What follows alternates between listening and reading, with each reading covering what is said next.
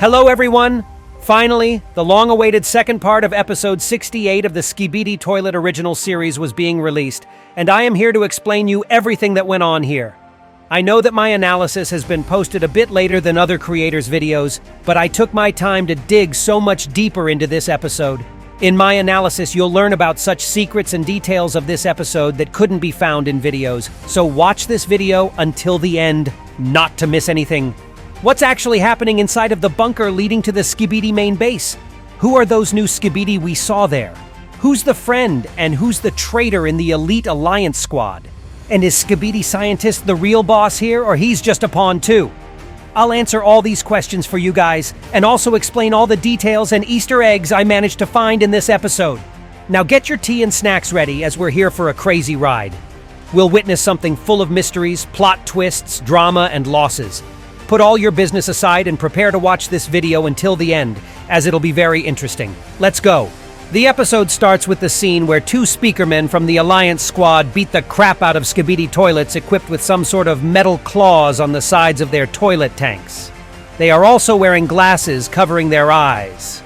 But unlike the sunglasses meant to protect Skibidi from TV men's glow, those ones are with proper glass frames, indicating that those toilets are all scientists working in the Skibidi base. Also, that would explain these metal claws they got for themselves, as they are smarter and more upgraded than usual Skibidi. By the way, I talked about it for a long time already, how necessary it is for Skibidi to have something besides their silly heads to protect themselves. So finally, in this episode, those little toilets got the claws they can use as melee weapons. After that, we can observe all these guys we saw in the fourth part of episode 67, and in the beginning of episode 68, in order to refresh our memory. There's this speakerman with a baseball bat, which is a reference to Negan from the Walking Dead series, who's doing the tough work here. And there's the speakerman in the red tie behind him, just rubbing his battle knife and watching the whole thing from the distance. Bro, are you done fighting just seconds ago yourself, or have you simply decided to take a rest right at the base's entrance? Yeah, he's the weird one. I'm not sure about fighting thing, because as the camera moves to the left, we've been shown our stylish boy, the speakerman in the red shirt with the black head, carrying two knives as his favorite weapon. And I think it was him who slayed the toilet we can see lying on the side in the background. Now check out the big cameraman in the bright blue shirt. If you guys remember, that's our POV from the fourth part of episode 67, who literally flew into the bunker. He still has his rockets launchers on his back that we saw in action in episode before. But he doesn't need to use them inside of the bunker yet, which is a smart move, as he simply snaps the neck of another Skibidi toilet with claws he holds in his hands. For now, those buddies aren't even a danger to our squad, but its members are still on guard. This cameraman on the left side from big blue-shirted guy is watching the left passageway, and the two cameramen in identical suits and ties are in their fighting stances with guns ready. By the way, check out the way hypno-gun fired by this cameraman works. I believe it was changed in this episode. Let's compare it with episode 54. This time, a lot of blue sparks started flying around the affected Skibidi, while in previous times it was just a beam and a small blue flash. And what I found highly suspicious in this scene right away is this cameraman in the gray suit and red shirt on the very left. Do you remember him though? We saw him a couple of times throughout the series, and by the way, I'm planning to release a video on him and his twin brother with the black head really soon. There's a pile of material I have on this guy up at this point, so I'm going to tell you everything about him from the previous episodes in a separate video. In this analysis, though, I'm going to refer primarily to his actions in this episode and the fourth part of episode 67 only. And as you guys remember from my previous analyses, I said I was almost sure this guy's not as simple as he may look like. There are two theories I have about him, but I'll explain it to you a bit later, so watch this video until the end to understand everything fully. So, in the end of the fourth part of episode 67, this red-shirted cameraman seemed to be controlling the panel opening the bunker door. Maybe with the Dafuk's help. And just in the moment when Plungerman was supposed to enter the bunker as well, red-shirted cameraman let the door go, so Plungerman was only able to get in with the sacrifice of big speakerman holding it on his shoulders. This guy really seemed like a traitor to me. And based on the way he behaves in this episode, my thoughts are actually being proven more and more truthful. Look at the way he just stands here by the wall, not even equipping his weapon and waiting for his friends to do all the dirty work. He really does have something different in mind. Speaking of plungerman, it turns out that this is our POV for today's episode, which I find to be sick as hell. By the way, let's take a closer look at the emblem on the inner side of those metal gates. I am sure that this is the depiction of G-Man shooting 2 yellow lasers from his eyes. Then we can see how red-shirted cameraman with the hypno gun behind his back comes closer to the next panel and uses his special tool on it once again. The other cameraman looks at him almost in disbelief and reaches out his hand, probably asking for such a device himself, but surely the red-shirt cameraman ignores his request. So the reached-out hand turns out into a thumbs up real quick in order to camouflage this social awkward moment. By the way, guys, I'd really appreciate you putting a like under this video as well, as I put a lot of efforts into it, and I'm grateful for all your support and feedback to my channel. But moving on now, as the door with the emblem opens up, we see something really interesting. Look at this elderly scientist toilet with something that looks pretty much like a phone or a tablet in his hands. But in the other scene, we'll actually find out it was a notepad, not some sort of device. But even in that case, I'm quite amazed by how advanced those ordinary toilets became now, as they are now able to read and even write, considering the metal claws they upgraded themselves with. By the way, check out this sick move POV plungerman does to this poor old scientist toilet. It's the exact same battle move we saw in episode 39, which proves that it may actually be the same plungerman. And now look at this thing right there. Do you remember the speakerman with the red tie rubbing his knife instead of fighting Skibidi properly?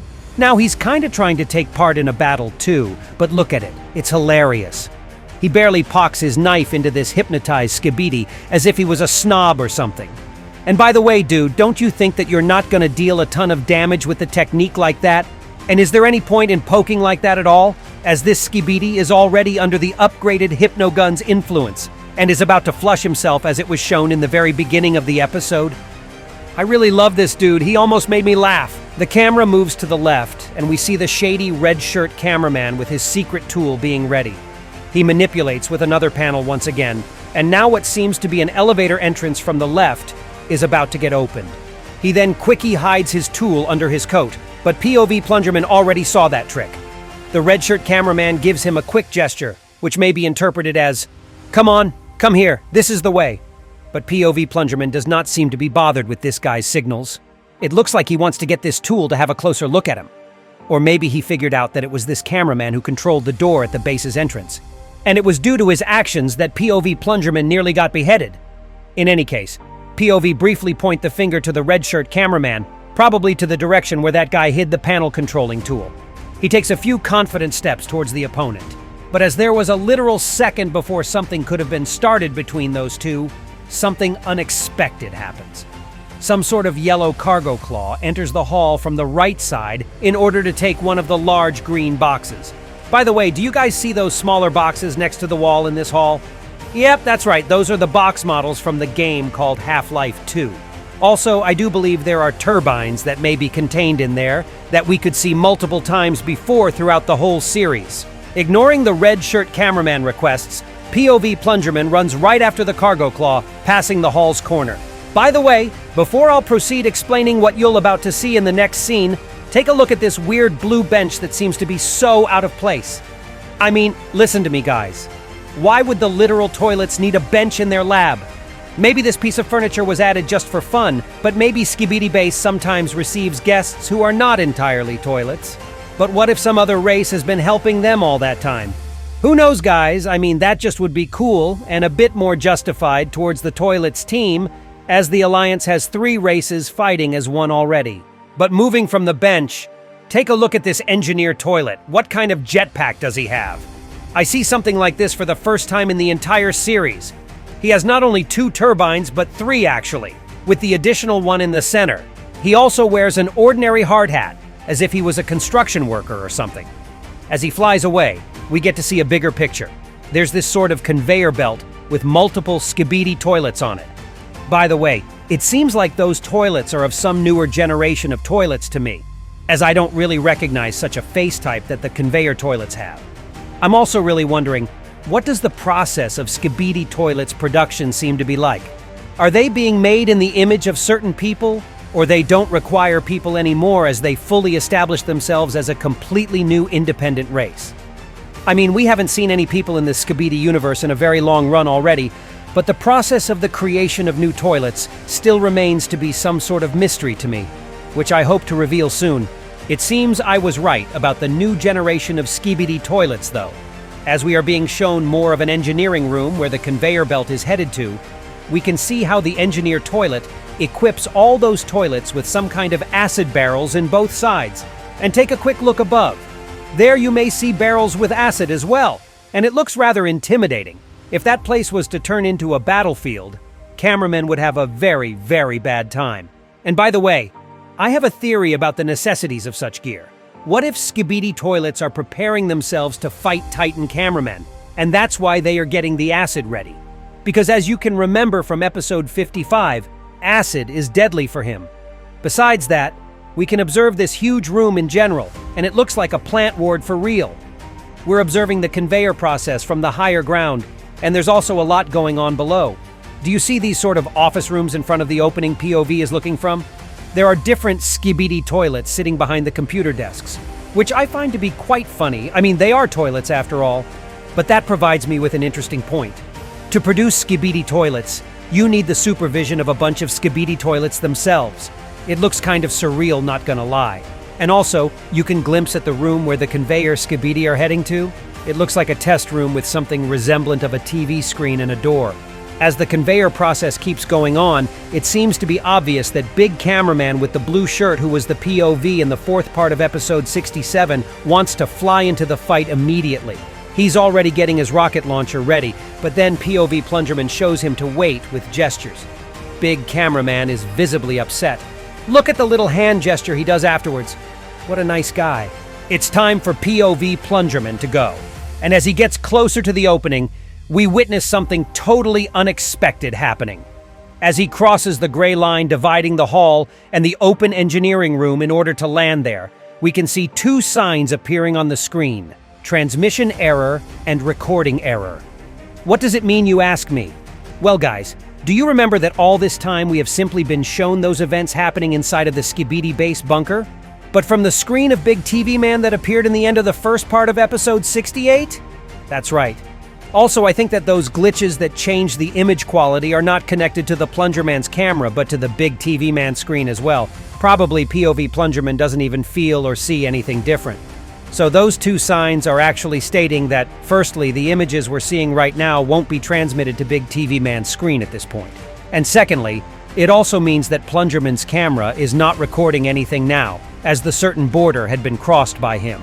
And I would suspect that there is some sort of force shielding field protecting the base from the unwelcomed intruders. Now it's getting really spicy. As the camera slightly moves downwards, we now have an opportunity to see the ground floor of the engineering room. There is some small toilet driving back and forth. Maybe he is some sort of supervisor here, or maybe he's responsible for the mechanism's immediate checkups. Now the POV plungerman turns around once more to take a quick glimpse at the red shirt cameraman and the rest of the squad behind his back. And wait a minute, do you guys see what I see here in this frame? Take a closer look at the yellow pinboard on the left. Do you see this sort of link printed in black font? This is the private link to one of the hidden videos from Dafook's original channel. The access to it was quickly shut down after the episode was released, but of course the video has been leaked for the whole community to see anyway. This is the link to the Hot Godzilla animation video, where Godzilla the monster takes the place of a G-Man's clone to get beheaded by one of the Titan TV Man's swords shortly afterwards. It's a pretty good-looking, funny video animation, but I believe it has no serious connections with an actual plot of Skibidi series. Now the real action starts. After POV plungerman crossed the line and his camera stopped recording the occurring events, the alarm sets off, and the whole engineering room sinks into the unpleasant red light. All the conveyor Skibidi stop chanting Skibidi, Skibidi, and everyone turns their heads to the POV's direction. And then we see the best gift we could ever receive from Dafook on Christmas. Look at those two Skibidi scientists with yellow toilet tanks imitating the chemist's jumpsuits. These are our beloved Jesse Pinkman and Walter White from Breaking Bad series, in case you somehow don't have an idea who they might be and why are they here. Those two are famous partners in crime involving chemistry and evading the police, if you catch my meaning, friends. There's also another toilet on the right staring right into our eyes from the window. I don't think this one guy is a reference to anyone in contrast with the two folks before him. He's just there looking funky, I guess. Then, one of the engineer toilets appears in front of POV plungerman out of nowhere, and he looks a bit different from the one we saw in the hall. Now I finally got the chance to take a close and detailed look at this guy. And let me tell you, he does not look pretty. He has a wielding mask and a disgusting jaw that even seems to be loose, as if he was some sort of skeleton. You know who he reminds me of? He looks like Skibidi Welder from episode 47. The only thing missing is his long, sharp swords that we could see in the second part of episode 57. As the whole gang appears to be closer and closer to POV, big cameraman in the blue shirt decides to finally save the day. So he shoots at one of the acid barrels hanging at the ceiling, making it drop and blow everything up. By the way, check out this frame in the moment the missile was hitting the barrel. There's the number 2 on Skibidi Welder's mask. The only thing I can remember of is the episode 86 of Verlance's Skibidi Wars, where we could see the Skibidi toilet with an upgraded jetpack and the similar type of mask that also had the number 2 on it. Does it mean anything? I'm not really sure, although I can say one thing for certain. As the Skibidi series progress forward, they overlap with different multiverses more and more, and I'll prove it to you guys, but a bit later. So I wouldn't be that surprised to know that this guy actually has some connections to that. After Big Cameraman shots the acid barrel, Red Shirt Cameraman reacts just as quick and uses his special tool to close the door, not to let enemies cross the line. Now all the guys are running backwards, but it's not safe and sound behind their backs, as the Big Cameraman gets attacked by one of the engineer toilets bursting through the halfway closed door. Luckily, the rocket launcher is still with him, so he releases a powerful shot right at the Skibidi's face. What a ton of damage, my dude. That looked quite marvelous. The squad is on its way to the elevator being opened by Red Shirt Cameraman but unfortunately, another threat is waiting to strike in the middle of the hall. Now guys, open your eyes and behold, the Isaac Kleiner Skibidi toilet, who's the prototype of the same named character from the game Half-Life 2. And oh my god, does he not look like a perfect toilet? The first thing I noticed about him was 2 blue guns with red dots in the center near his eyes. They're identical to the one Skibidi Scientist had in episode 30. I believe Skibidi Kleiner has a more powerful and upgraded version of that gun. Besides that, he has 2 giant yellow lasers attached to his toilet tank, which look absolutely horrendous. There's one more thing I want to share with you guys. I am completely sure this is the same character that also appeared in episode 56 of Multiverse Skibidi Wars. And there he was a character responsible for creating the improved gun for G-Man. And that's why I said, guys, that Dafuk probably creates some sort of crossovers with other multiverses now, as I'm starting to see a crazy lot of references and links. Aside from that, Skibidi Kleiner has 2 types of jetpacks. One for the speed boost, and the other one for taking off. He's also got giant robotic hands and claws. It seems like he's all set. And I have another theory about him, guys. I believe he's much stronger and smarter than Skibidi Scientist. I predicted it some time ago already. I thought Skibidi Scientist was just an intermediate stage between the Alliance and the real Skibidi Mastermind. And to prove it to you, look at what happens next. He blows up a bunch of ordinary Skibidi toilets around him and rushes to the elevator where the squad members are trying to take cover. By the way, pay attention to this frame with the number 4 on the wall. Which is very weird, because if you remember guys, in the end of episode 67, they were clearly on the ground floor. Or maybe they managed to go that deep by the beginning of this episode. POV plungerman is lucky enough to already happen to be inside, but our buddy Big Cameraman is out of his luck. He catches the nasty, awful laser shot from Skibidi Kleiner, but before leaving this sinful earth, he manages to return him the favor by blasting him from his rocket launcher. By the way, look at this speakerman in the red shirt on the right. This guy is hella smart. He lays low, not trying to mess around in order to stay alive. That's a clever thing to do. Unfortunately, Skibidi Kleiner doesn't seem to be bothered by it, and also by multiple darts poked into his face at all. He even smiles widely through the closing elevator door. What a creep. I got the goosebumps just looking at him here. By the way, I promised you guys to tell you my theory involving Skibidi Kleiner. Based on what I just saw, I'd want to say that he may be a robot. Just as it happened with Skibidi Scientist in episode 67. He doesn't receive any damage from the rocket missile at all, although it hit him right in the face, and he didn't even flinch when multiple darts stung him. My idea is, he may be completely mechanic and therefore incredibly difficult to put down. The elevator goes down, and now it's time to say goodbye to our Chad Big Cameraman. He was so brave here, just as Big Speaker Man who sacrificed himself in order to let these guys come inside. I will remember this guy too. He definitely deserves it. Thank you for being awesome, buddy. Besides, we can see that he's completely robotic inside. No signs of blood, just wires. He hands his protective lens over to POV plungerman, and this lens is obviously too large for him. But I am sure it still will prove itself to be useful in the future. Big Cameraman gives POV his final thumbs up and passes away. I almost have tears in my eyes, friends, but we've got to keep going. POV plungerman turns towards the elevator door and slaps his plunger in anger. The guy is definitely in the mood to kick some ass in order to avenge his friend. The doors are getting open, and we're facing the long, creepy corridor lit with the red light. And on that wonderful note, the episode ends. Now, as we reach the finale, it's time to share my theory with you guys, as I promised to do earlier. As I was waiting for the second part of episode 68 to get released, I've made a bunch of predictions about what could we see in the bunker. And one of my ideas were that the inner content of the bunker would overlap with what we saw in the later episodes of Dom Studios' Multiverse series, meaning that we would experience a rather horror-like atmosphere with the references to the popular cultural pieces and with the bunch of new characters or upgrades for Skibidi. And as far as it goes, my predictions are turning out to be true, and this long, spooky red corridor is a sign of further development in that direction. I think we will definitely see more of a Skibidi Kleiner, and also we'll find out who the red shirt cameraman actually is, a traitor or a Dafuk accomplice. Because as you guys remember from my analysis on episode 67, I've stated that there may be a possibility that Dafuk is helping the Alliance with the hands of this guy. That's why Red Shirt Cameraman managed to get into the position near the bunker door the first, as he had being guided by Dafuk, and Dafuk was also the source he got this special tool from. But in that case, why wouldn't he save Big Speaker Man or let Plungerman get inside? Maybe he did it on purpose. And in that case, can we actually say that he's on the Alliance side, really? Or maybe he just has a privilege of knowing more than all of us. And maybe Plungerman simply shouldn't be here, inside of the bunker. I have a theory that Red Shirt Cameraman's goal was not to let Plungerman inside, but not out of spite, but due to something much more serious.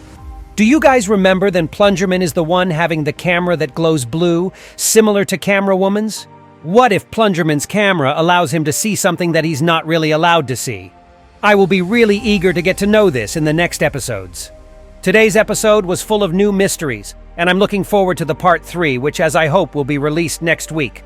Please write your own ideas and theories in the comment section below, because I'm always really invested in reading them. And that was me, ISOTOILET. See ya!